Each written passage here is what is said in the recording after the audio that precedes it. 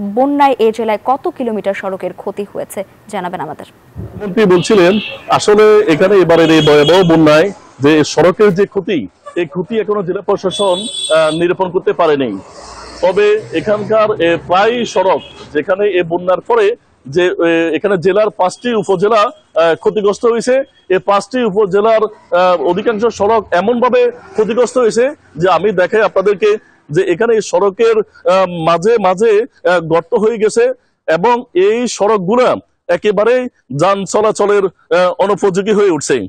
এবং এখানকার যে সড়কগুলা এগুলা আগে এগুলার নির্মাণের সাধারণ জনগণের অনেকগুলা অভিযোগ ছিল, কারণ এখানকার যে এলজির যে ঠিকাদাররা রয়েছে ফেনীর, তারা প্রায় ক্ষেত্রে তারা নিম্নমানের কাজ করে, যার কারণে এখানে বন্যা বা সামান্য বৃষ্টিতেই এখানে রোডগুলা ভেঙে একেবারে চলাচলের অনুপযোগী হয়ে ওঠে। তবে এবারের বন্যায় শুধু সড়ক না, সড়কের পাশাপাশি এখানে প্রায় 5,500 হেক্টর ফসলি জমি এখানে নষ্ট হয়েছে, বীজতলা সহ ফসলি সবজি, এবং এই ক্ষতির কারণে কৃষকরা একেবারে মানে অসহায় অবস্থায় পড়ে রয়েছে। পাশাপাশি যে মৎস্য খাতে প্রায় মৎস্য অফিস হতে জানা গেছে 8 কোটি টাকার ক্ষতি হয়েছে।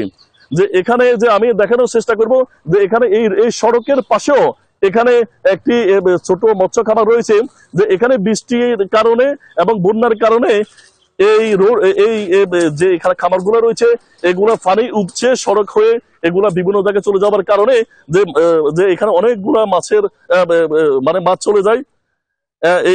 এখানকার যে মৎস্য এবং কৃষির পাশাপাশি হয়তো আজকে আমরা এখানে সড়কের ক্ষয়ক্ষতি আমরা জানতে পারবো। তো আমার কাছে এই ছিল সর্বশেষ, এখন ফিরে যাব নোয়াখালী সোহাগের কাছে। সোহাগ।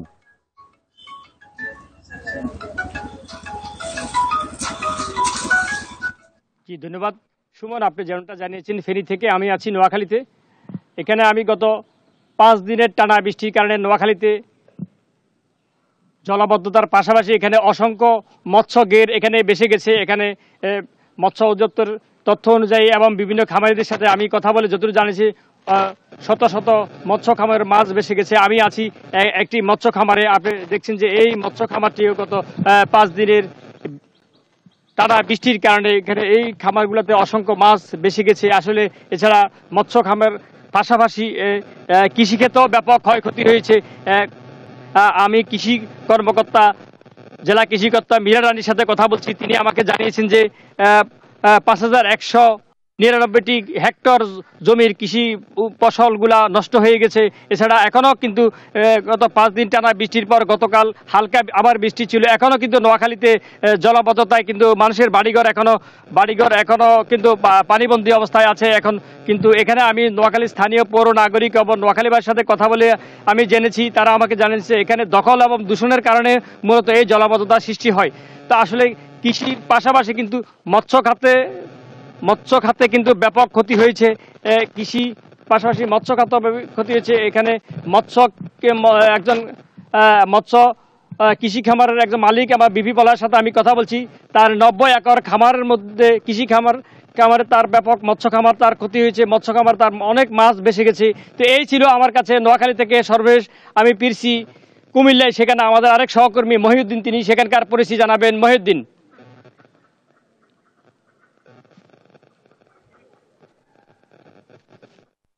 সোহাগ, আপনাকে ধন্যবাদ। আপনি যেমনটি জানাচ্ছিলেন যে আমি এই মুহূর্তে অবস্থান করছি কুমিল্লা সদর উপজেলার গুমতি চরের এলাকায়। কুমিল্লার এই গত কয়েকদিনের টানা বৃষ্টিতে সবচেয়ে বেশি আতঙ্কিত ছিল গুমতি নদী এলাকায়।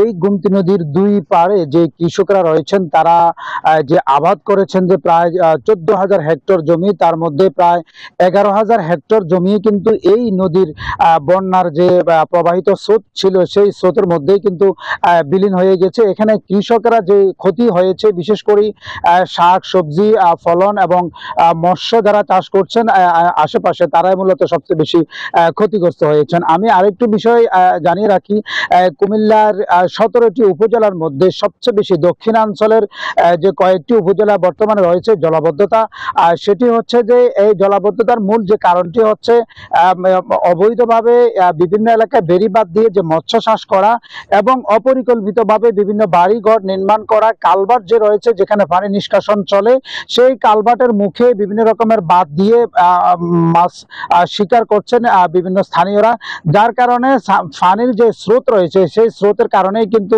এই জলাবদ্ধতা সৃষ্টি হচ্ছে। কুমিল্লায় আমি যদি বলি এক কথায়, এই কুমিল্লা পুরো 17 উপজেলাতে বিভিন্ন অংশে প্রায় 50,000-এরও অধিক হেক্টর কৃষি জমি এবারের এই বন্যায় টানা অতিবৃষ্টিতে ক্ষতির সম্মুখীন হয়েছে। তবে কৃষি সম্প্রসারণ এবং বিভিন্ন উপজেলার যে কৃষি অফিস রয়েছেন তারাই কিন্তু জানাচ্ছেন যে আসলে কি পরিমাণ ক্ষতি হয়েছে, সেই ক্ষতি কৃষকদেরকে কিভাবে পুষিয়ে দিবে সেটি তারা মাঠ পর্যায়ে কৃষি কর্মকর্তারা তার তথ্য সংগ্রহ করছে। তবে আশা করা যাচ্ছে তার একটা প্রস্তাবনা কৃষি সম্প্রসারণ অধিদপ্তরে পাঠানো হবে, সেখান থেকে বাজেট আসলে এই যারা ক্ষতিগ্রস্ত হয়েছেন তারাই মূলত এই ক্ষতিপূরণের আংশিক হলেও তারা সেটা পাবে। তো এই ছিল কুমিল্লা থেকে আমার কাছে সর্বশেষ। চলে যাচ্ছি স্টুডিওতে। জান্নাত। বান্ডেল থাকলে প্রতি সেনমানিতে টাকা বাঁচবে। বিকাশ সেনমানি বান্ডেল কিনে জিতুন প্রতি লেনদেনে।